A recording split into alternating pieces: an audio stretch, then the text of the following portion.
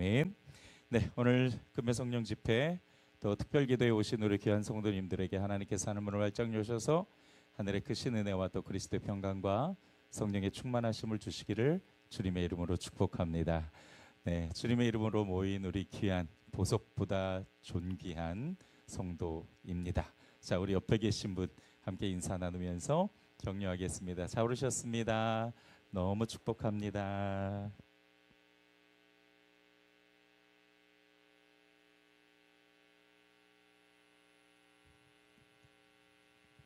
네, 우리 예쁜 청년들이 앞에 나와서 찬양 인도하니까 너무들 예쁘신가 봐요. 모르는 찬양인데도 신나게 하시더라고요.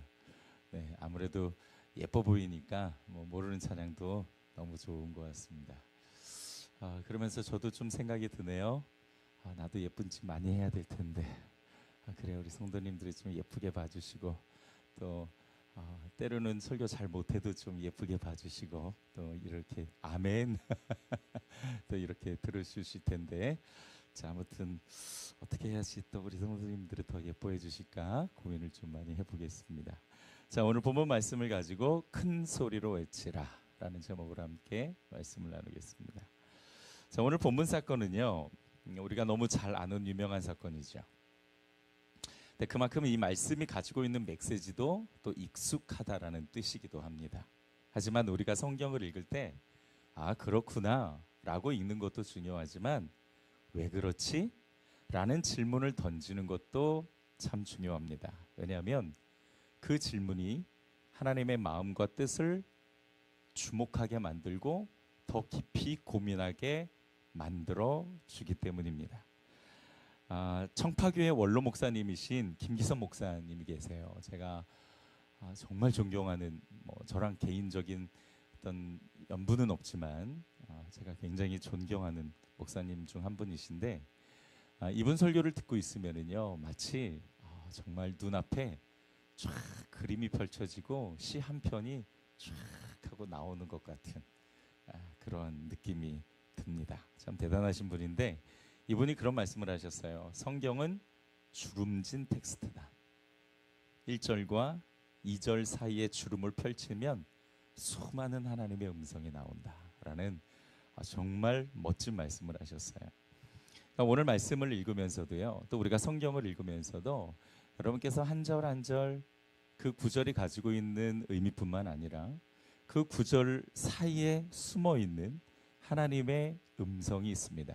그거를 기독교 교육 용어에서는 널 메시지라고 그렇게 이야기하는데, 그 널 메시지가 수만 들어있어요. 그러니까 우리가 하나님의 말씀을 그냥 통독으로 읽는 것도 굉장히 중요하지만 그 말씀 사이에 숨어져 있는 하나님께서 숨겨놓으신 보석과 같은 그러한 메시지, 하나님의 음성을 우리가 발견할 때에 그 말씀이 나에게 하나님의 음성으로 와닿게 되는 것이죠.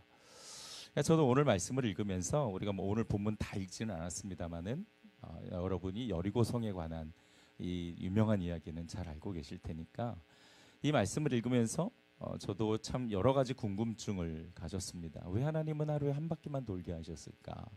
또 왜 오늘 말씀을 읽지 않았지만 위에 보면은 하나님께서 이스라엘 백성들에게 침묵하라 그러시거든요. 아무 말하지 마라. 아무 말하지 말고 그냥 돌다가 여호수아가 지금이야!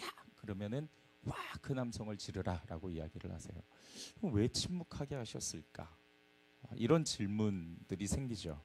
근데 이런 질문들은 사실은 우리가 더 깊은 음성을 발견할 수 있도록 도와줍니다. 자, 오늘 내용을 우리가 정리해보고 앞서 말씀드렸듯이 정말 구절구절이 가지고 있는 이 하나님의 귀한 메시지들을 저희들이 함께 파헤쳐보는 시간을 갖도록 할게요.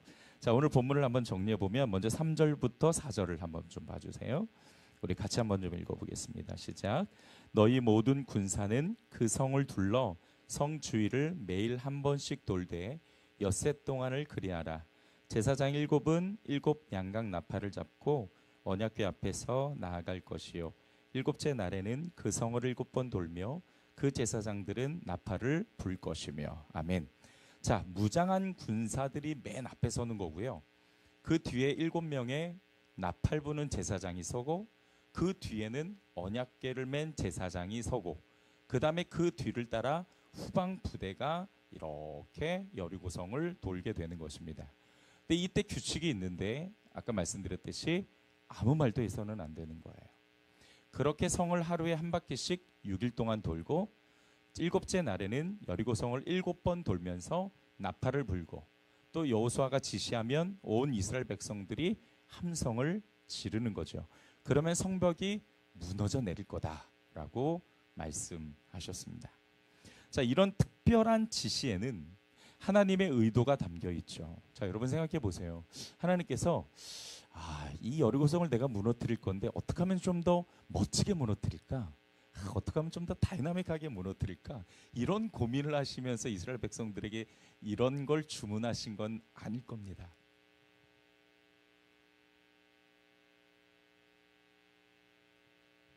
죄송합니다. 그런 건 아닐 거예요. 이것을 통해서 분명히 하나님이 계획하시고 의도하신 것이 있다는 거죠. 근데 그 말씀을 우리가 묵상하고 들여다보면은요, 참 귀한 은혜들을 발견해 갈 수가 있습니다. 첫 번째로는 모든 일에는 하나님의 말씀이 앞서야 한다라는 것을 가르쳐 주세요. 따라서 합시다. 모든 일에는 말씀이 앞서야 한다. 가장 맨 앞에 뭐가 있어야 하냐면 하나님의 말씀이 있어야 하는 거예요. 자, 그거를 우리가 함께 볼게요. 2절 말씀을 한번 보도록 하죠. 하나님께서 여리고성을 무너뜨리는 전략을 주시는데 그 전략을 주시기 전에 이런 말씀을 주세요. 자, 2절 말씀 저희들이 함께 읽어보도록 하겠습니다. 시작. 여호와께서 여호수아에게 이르시되 보라 내가 여리고와 그 왕과 용사들을 내 손에 넘겨주었으니. 아멘. 하나님께서 여호수아에게 야, 여리고성 내 너한테 줄게 이렇게 약속하셨어요. 하나님께서 이렇게 전략을 짜기 전에, 전략을 말씀하시기 전에 이렇게 여호수아에게 이미 말씀을 보내셨고 그 말씀을 온 백성에게 선포하게 하신 겁니다. 이렇게 하나님은요, 언제나 말씀을 먼저 보내세요. 선지자의 역할이 뭐냐? 하나님의 말씀을 먼저 붙잡고 가는 역할을 하는 거죠. 목사의 역할도 마찬가지라고 생각해요. 목사의 역할은 뭐냐면, 자, 여러분, 제가 여기 있으니까 여기로 따라오세요. 그게 아니라 우리 사랑하는 새한교회 성도님들, 하나님의 말씀이 여기 있어요. 제가 이 말씀을 붙잡고 이쪽으로 갈 거니까 우리 같이 가요 라고 하는 것이 영적 지도자의 사명이고 역할인 거죠. 만약에 이 영적 지도자의 손에 하나님의 말씀과 약속이 들려있지 않으면 그 길은 하나님 없는 길이 되어 버리는 거죠. 잘못 가는 거예요. 막 한참 가다가 여러분 죄송해요. 조 집사님 죄송해요. 여기 아닌가 봐요. 저쪽으로 가야 될 것 같아요. 그러면 이거 난리 나는 거예요. 그래서 영적 지도자의 역할이 하나님의 말씀을 붙잡고 하나님께서 주신 그 감동과 은혜로 주신 말씀을 붙잡고 앞서가는 것이 영적 지도자의 역할인 거죠. 하나님은 언제나 말씀을 먼저 보내신다는 거예요. 그리고 그 말씀을 받아 마음에 간직하고 말씀대로 따르는 자를 통해 일하신다. 이게 하나님의 원칙입니다. 다시 한번 중요하니까요. 하나님이 먼저 말씀을 선포하게 하세요. 보내세요. 그리고 그 말씀을 붙잡고 마음에 담아 지키는 자, 그리고 그 말씀을 지키고 순종하는 자를 통해 하나님은 일하시는 것. 여러분, 우리가 하나님의 말씀을 마음에 새기고 그 말씀이 내 인생의 이정표가 되고 진리가 되고 원칙이 된다면 우리는 놀라운 하나님의 약속을 기대할 수 있는 줄 믿으시기 바랍니다. 여러분, 하나님의 약속은요, 세상이 무너져도요 반드시 이루어지죠. 하나님의 말씀은 변하는 그림자도 없다라고 말씀하세요. 하나도 변하지 않아요. 1.1획도 달라지지 않아요. 그러니까 우리가 그 하나님의 말씀을, 선포된 말씀을 붙잡고 마음에 새기고 그 말씀을 씨름하면서 살아갈 때에 바로 거기에 하나님이 함께 계신다라는 겁니다. 말씀을 마음에 간직하고 말씀을 따르는 자가 변함없는 하나님의 놀라운 약속을 받을 수 있다는 것을 우리에게 가르쳐 주세요. 자, 그렇게 본다면 우리 각자의 인생도 우리 교회도 항상 뭐가 앞에 있어야 된다? 하나님의 말씀이 항상 앞에 있어야 된다. 여러분, 송 목사가 어디를 끌고 가려고 그래요? 이거 해야 됩니다. 이렇게 해야 됩니다. 그럴 때 여러분, 저에게 목사님, 하나님께서 말씀 주셨어요? 이렇게 질문하실 수 있어야 돼요. 그리고 네, 제가 그 말씀 받았어요. 기도하면서 이런 말씀 주셨어요. 선생님께서 이런 말씀 주셨어요. 그랬을 때는요, 여러분, 우리 모든 교회가 다 그 말씀을 붙잡고 같이 하나님이 계신 곳으로 가게 되는 거죠. 그러면 바로 그 자리에 하나님이 일하시고 역사하시는 것을 경험할 수 있게 되는 겁니다. 하나님이 내게 주신 말씀이 있다면 여러분, 그 말씀 꼭 붙들고 간직하세요. 그리고 그 말씀을 선포하세요. 입으로 선포하시고 그 말씀대로 살려고 애를 쓸 때에 하나님은 반드시 나의 인생을 찾아오신다. 제가 지난번에도 말씀을 드렸는데, 이스라엘 사람들이 가나안 땅에 들어가는 게 하나님이 주신 목표의 완성은 아니죠. 가나안 땅에 들어가는 게 목표의 완성이 아니라 가나안 땅에 들어가서 하나님의 사람으로 완성되어 가는 게 하나님의 목표였어요. 여호수아 이전 말씀이 어떤 말씀이에요, 여러분? 창세기, 출애굽기, 레위기, 민수기, 여호수아가 뭐예요? 그렇죠. 신명기. 여러분, 신명기에 어떤 내용이 담겨 있는지 혹시 아세요? 신명기 다는 읽어봤지만, 여러분 뭐 몇 번이나 읽어보셨지만, 그 신명기를 딱 한 문장으로 딱 정리하면 뭐가 될까요? 뭐 여러 가지 이야기가 나옵니다. 고맙습니다. 이 신명기에는 어떤 내용이 담겨 있냐면, 신명, 다시 말하면 새로운 율법, 새로운 말씀이에요. 근데 이 새로운 말씀이 진짜 하나님께서 새롭게 주셨다라는 게 아니라 가나안에 들어갈 2세대에게 반복해서 주시는 말씀, 율법을 의미해요. 그래서 이 신명기가 율법의 반복이라는 그런 뜻이 있어요. 그러니까 모세가 최후를 맞이하기 직전에 가나안에 들어갈 2세대들에게 거기 가서 너희가 지켜야 될 것들은 이런 거야 라고 말씀을 주시는 게 신명기거든요. 여러분, 만약에 가나안에 들어가는 것 자체가 목표라면 신명기는 없었을 거라는 거죠. 가서 전쟁 잘하고 거기서 자리 잘 잡고 농사 잘 지어, 그리고 끝나야 되는데 아니에요.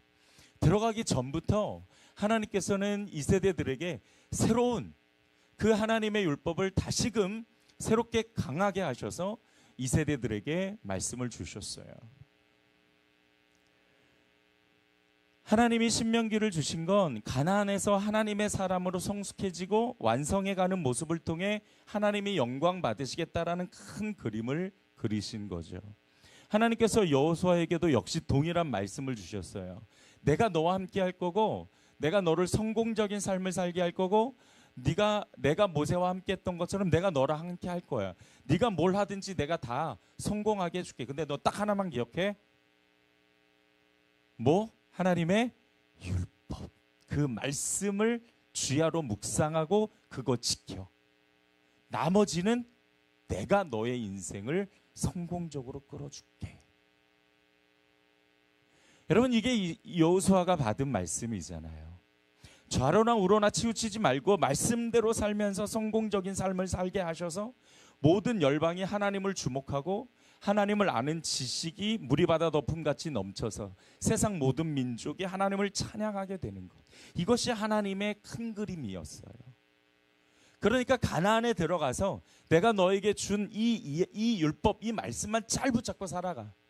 내가 너희들 내 백성이니까 내가 높여줄게.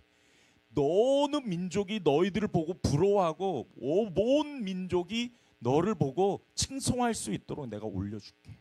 이게 하나님의 약속이었어요. 이스라엘 사람들은 그 하나님의 말씀을 마음에 담고 새겼습니다. 그 말씀이 빠져나가지 않게 말씀을 기억하고 말씀대로 살려고 애를 쓴 사람들이었어요. 물론 그렇지 않은 세대도 있었지만, 여러분, 하나님께서 여리고성을 무너뜨릴 수가 없어서 이스라엘 사람들에게 도움을 요청하신 겁니까? 오늘 말씀이 이스라엘 사람들이 여리고 땅을 한 바퀴 한 바퀴 돌지 않으면 하나님이 불가능하신가요? 혹시 나팔을 불지 않으면 하나님이 일하실 수 없나요? 언약궤가 없으면 하나님이 곤란하신 게 혹시 있으신가요? 아니죠. 하나님은 이런 거 없어도 얼마든지 여리고성을 무너뜨리실 수 있는 분이세요. 그런데 이스라엘 사람들에게 매일 한 바퀴씩 돌라는 건 이스라엘 사람들이 하나님의 말씀을 잘 간직했는지, 여호수아를 통해서 선포된 이 성 내가 너희한테 줄 거야, 걱정하지 마, 이거 네 거야 라고 말씀하셨던 그 하나님의 명령을 그 마음에 담고 순종하는지를 보려고 하셨던 거예요. 내 인생에 하나님의 말씀이 원칙이 되고 이정표가 될 수 있기를 주님의 이름으로 축복합니다. 두 번째로요, 하나님께 집중해야 합니다. 따라서 합시다. 하나님께 집중하자. 자, 오늘 본문 10절을 한번 보시겠는데요, 제가 세 번역을 한번 읽어볼게요. 여호수아가 또 백성에게 명령하였다. 함성을 지르지 말아라. 너희 목소리가 들리지 않게 하여라. 한마디도 입 밖에 내지 말고 있다가 내가 너에게 외쳐라 하고 명령할 때 큰 소리로 외쳐라, 이렇게 말씀을 하세요. 이스라엘 사람들이 침묵하며 여리고성을 돌게 하셨는데, 자 여러분, 이스라엘 사람들은 도대체 그 여리고성을 돌 때에 조용히 하면서 무슨 생각을 했을까요? 이런 질문은 다 한 번씩 던져보셨을 것 같아요. 여러분 같으면 어떤 생각을 했을 것 같습니까? 자, 한번 그려보세요. 자, 이제 조용히 해. 조용히 하고, 조용히 하고 그냥 돌아. 그러면 이제 수아가 이렇게 돈단 말이죠. 그래서 무슨 생각을 했을까요? 여러 가지 생각이 들었을 것 같아요. 그죠? 저는 곰곰하게 생각하면서 두 가지로 나눠지지 않았을까라는 생각이 들었어요. 말씀을 마음에 간직한, 여호수아를 통해서 선포된 말씀을 마음에 간직한 사람은, 와, 놀랍다. 이런 방법을 통해 여리고성이 무너진다고? 야, 이거 대박인데? 어떻게 이럴 수 있지? 신기하다. 완전 기대된다. 그렇게 생각할 사람이 있었고, 말씀을 놓친 사람은 이 뭐야? 이렇게 한다고 저 견고한 성이 무너져? 말도 안 되는 소리 하고 지금 뭐 하는 짓이야 이게? 이렇게 생각하는 사람이 있었을 겁니다. 물론 말씀을 간직한 사람만 있었다면 사실 침묵할 이유는 없었을 것 같은데, 하나님께서 그렇지 않은 사람도 있으니까 침묵을 시키신 것이기도 해요. 그러나 더 중요한 사실이 있어요. 우리가 여기서 꼭 짚고 가야 될 더 중요한 사실이 있는데, 부정적인 사람들의 말 때문에 침묵하라고 말씀하신 것도 있겠지만, 여러분, 하나님의 침묵을 요구하신 것은요, 잘 들으라고 하신 거예요. 뭐 하라고요? 자, 그러면 한번 상상해 볼게요. 이스라엘 백성이 여리고성을 돌면서 한마디도 안 해요. 그러면 무슨 소리가 들릴까요? 무슨 소리가 들리냐면, 외쳐라는 이제 좀 나중에 나오고, 잘하셨어요. 무슨 소리가 들리냐면 나팔 소리가 들려요. 아까 말씀드렸죠. 맨 앞에는 무장한 군사, 그 다음엔 7명의 나팔을 부는 제사장, 그 다음에 언약궤, 그 다음에 후방군사, 이렇게 거든요. 그러니까는 지 한 바퀴를 돌면서 진행하면서 계속 나팔을 부는 거예요. 그러니까 이스라엘 백성들이 조용하면 무슨 소리가 들린다고요? 나팔 소리가 들린다고요. 침묵하라는 거는요, 아무 말도 하지 말라는 것이 아닙니다. 하나님의 음성을 들으라는 뜻이에요. 하나님은 하나님의 말씀을 마음에 간직하고 기억하고 따르는 자를 통한다라고 말씀을 일하신다고 말씀을 드렸죠. 그렇기 때문에 이스라엘 사람들은 그 나팔 소리에 집중을 하는 거예요. 어디쯤 가지? 아, 이렇게 지금 저쪽으로 돌고 있구나. 아, 그럼 이렇게 가야지. 제사장들 앞에서 뿌, 양각 나팔 소리 들어보셨어요? 진짜 이런 소리 나요. 뿌, 이런 소리 나요. 잘한다. 처음 해봤는데 이런 소리가 나요. 굉장히 거친데 멋진 소리가 나요. 그래서 어느 교회는, 저 아는 친구 목사님네 교회는 기도할 때 목사님이 양각 나팔을 불어요. 이스라엘 갔다가, 이스라엘도 갔다 왔네 그분은. 이스라엘 갔다가 사갖고 와가지고 기도할 때 양각. 그러면요, 그때 이제 저희 연합 모임 할 때도 한번 들어봤는데, 심장이 뛰더라고요. 그러면서 막 그 기도가 정말 굉장히 힘이 있게 된다라는 걸 느낄 정도였어요. 저거 한번 해보고 싶다, 그런 생각이 들었는데 비싸서 못 사겠습니다. 자, 아무튼 양각 나팔 소리를 계속 들으면서 쫓아가는 거예요. 여러분, 이 나팔 소리는 하나님의 음성을 의미하기도 합니다. 하나님이 어디로 가시는지, 하나님이 뭐라고 말씀하시는지 하나님께 집중하고 갈 때에 그 방향을 정확하게 잡고 갈 수 있는 것이죠. 여러분, 우리가 하나님의 뜻을 이루고 하나님의 계획을 이루고 우리 성도들이 함께 성전 프로젝트를 하고 하나님의 그 놀라운 역사하심을 우리가 기대하면서 나아갈 때 해야 될 것은 침묵이에요. 말하지 마, 쓸데없는 소리 하지 마, 이게 아니라고요. 뭘 듣기 위해서? 하나님의 음성을 듣기 위해서 침묵하자는 거예요. 많은 사람들이 이야기를 하면 하나님의 음성이 뭔지 분별하기가 어려워요. 헷갈려요. 부정적인 사람도 있고 긍정적인 사람도 있고 그냥 뭐 아무 생각 없이 쫓아오는 사람도 있고 너무 많이 생각하는 사람도 있고 말들이 다 달라요. 왜? 다 생각들이 다르니까. 그러면 우리가 진짜 들어야 될 하나님의 나팔 소리가 들리지를 않는다고요. 그래서 침묵하셔야 돼요. 성전 프로젝트 할 때요, 여러분 우리가 침묵해야 돼요. 그리고 기도하면서 하나님, 나에게 주신 말씀을 내가 잘 담을 수 있도록 하나님 역사해 주세요. 하나님 내게 음성을 주세요. 하나님, 하나님의 뜻을 깨달을 수 있도록 해주세요. 여리고성을 도는 사람은 매우 많았습니다. 정확히 몇 명이라고 말씀을 드릴 수는 없지만 여리고성을 다 완벽하게 둘러쌌을 거예요. 그 많은 사람이 한 방향으로 가려면 잘 들어야 되죠. 우리 인생도 그래요. 교회도 그렇고요. 하나님께 집중할 수 있어야 돼요. 하나님을 바라보고 하나님이 어디로 인도하시고 뭐라고 말씀하시는지 귀를 기울이고 관심을 가지며 하나님을 따라갈 수 있어야 하죠. 여러분, 우리는 여전히 바쁜 일상을 보내고 있어요. 제가 어제도 말씀드린 것처럼 우리가 살면서 종종 신을 벗고 그 자리에 멈춰 있는 시간도 필요한 것처럼 내 앞에 계신 하나님이 어디로 인도하실지 모르니까 늘 하나님께 집중할 수 있어야 하는 거죠. 자, 그러면 여러분, 우리가 하나님께 집중한다라는 것은 어떻게 하는 걸까요? 제가 혹시라도 이 단어가 나오는지 성경을 쭉 찾아봤는데 없어요. 집중이라는 단어는 하나님의 어떤 그 음성과 연관해서 나오는 본문이 없더라고요. 근데 비슷한 단어가 있어요. 하나님을 바라본다. 이 단어가 하나님께 집중한다라는 것과 같은 맥을 가지고 있습니다. 시편 123편 2절에 이 하나님을 바라본다, 하나님을 주목하고 집중한다라는 게 어떤 건지 너무 잘 설명해 주셨어요. 우리 같이 한번 읽어볼게요. 자막에 나오니까 같이 한번 현대인의 성경입니다. 읽어보겠습니다. 시작. 종이 자기 주인의 손을 바라보듯이 우리가 우리 하나님 여호와를 바라보며 주께서 우리를 불쌍히 여기실 때까지 우리가 기다립니다. 그러니까 바라본다라는 것은 뭐냐면 마치 종이 주인의 손을 바라보듯 바라보는 거예요. 여러분, 종이 왜 주인의 손을 바라보죠? 종이 왜 주인의 손만 바라볼까요? 주인이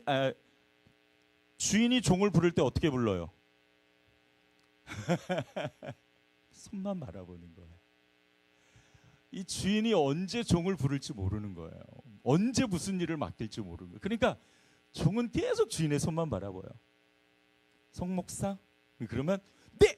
팍 달려갈 수 있도록. 그것이 바로 바라본다. 집중하고 주목한다라는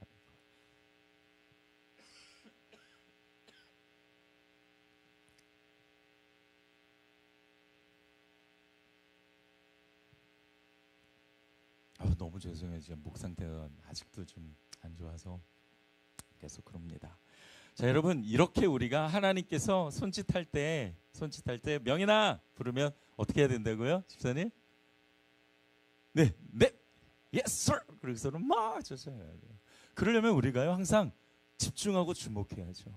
하나님 나한테 어떻게 언제 말씀하실지 모르니까 주목하고 눈 번쩍 뜨고 내 영이 성령이 주시는 생각과 마음에 반응할 수 있도록 항상 예민하게 놔두어야 되는 거죠.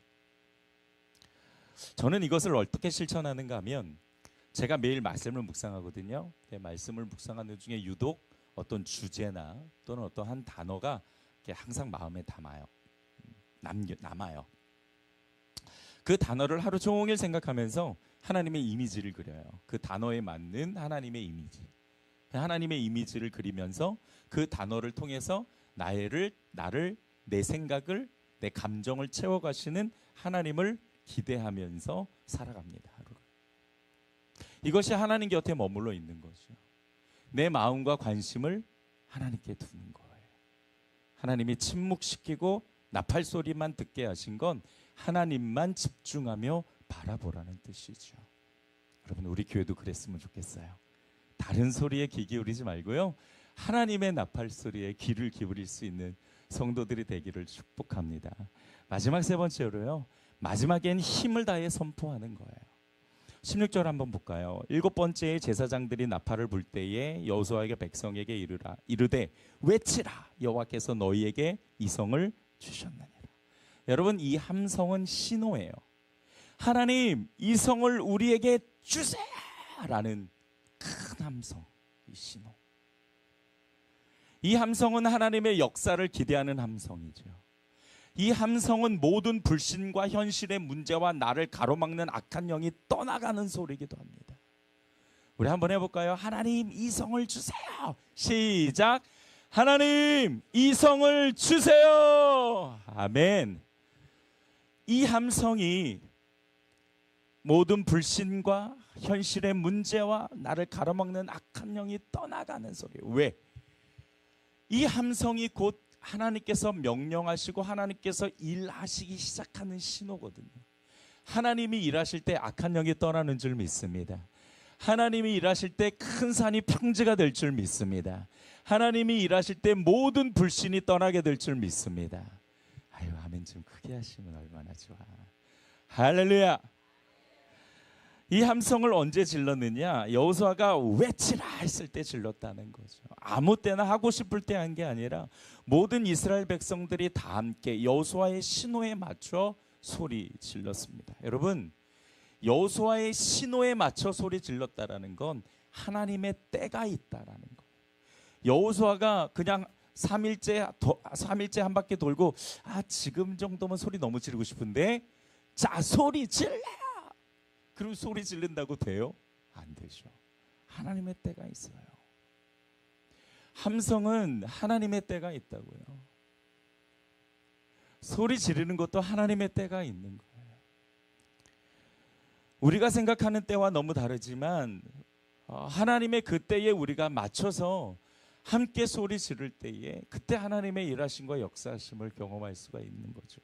여러분, 우리 교회도 때가 있어요. 하나님이 정하신 때가, 그리고 하나님이 요구하시는 때가 있고, 하나님께서 기도하라고 부르시는 때가 있고, 하나님께서 말씀을 연구하라는 때가 있고, 양육을 하라는 때가 있고, 하나님께서 헌신하라고 부르는 때가 있고, 하나님께서 그런가 하면 또 보내는 때가 있는 거죠. 여러분, 그 때에 맞춰서 우리가 순종했을 때에 하나님의 놀라운 역사가 시작되는 거죠. 그래서 저는 이 함성을 뭘로 지금 우리에게 적용하면 좋을까 고민하다가 가만히 이렇게 눈을 감고 생각하는데 뭐가 떠올랐냐면 기도가 떠오르더라고요. 아, 그래, 이 함성은 우리에게 기도 함성이구나. 기도 함성. 이 기도 함성이 그냥 단순한 기도가 아니죠. 왜? 하나님께서 지금이야, 새한교회 너희들 지금 모여서 기도해 라고 말씀하신 이때가 우리가 기도 함성으로 크게 내질러야 되는 때입니다. 하나님이 요구하시는 기도 함성이고 하나님이 일하시겠다라는 신호이기도 하죠. 그래서 우리가 함께 모여 이렇게 기도하며 하나님 앞에 나아가는 겁니다.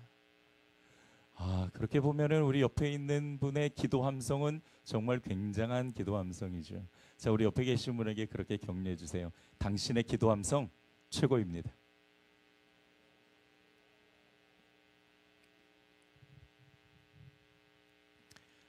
내가 힘이 없다고 그냥 다들 힘이 없으셔가지고 그러세요. 자, 말씀을 정리하겠습니다. 하나님은 우리의 기도 함성을 들으시고 일하실 것을 믿습니다. 하나님은 먼저 말씀을 주셨고요, 우리가 그 말씀을 품고 또 순종하고 기억하고 따르는 자를 통해서 하나님은 일하신다라는 거예요. 우리가 할 수 있는 건 그저 순종하는 거죠. 이 기도도 순종의 함성으로 우리가 하나님 앞에 올려드리는 것입니다. 여러분, 끝까지 하나님만 바라보며 기대를 멈추지 않는 우리 귀한 성도들이 되기를 주님의 이름으로 축복합니다. 주님 감사합니다. 오늘 말씀을 통해서 우리가 주의 음성을 듣습니다. 하나님께서 이스라엘 사람들에게 요구하시고 말씀하신 거는 그냥 아무렇게나 말씀하신 것이 아니라 매우 중요한 특별한 하나님의 뜻이 있음을 우리가 발견하고 함께 나눕니다. 성령의 능력과 은혜로 인도하여 주셔서 우리 성도들의 마음에 하나님의 마음을 품고 이 기도 함성으로 오늘 이 시간 하나님 앞에 나아갈 때에 성령께서 우리에게 기도의 영을 주시고 또한 우리를 새롭게 하여 주시옵소서. 예수님의 이름으로 기도드렸습니다. 아멘.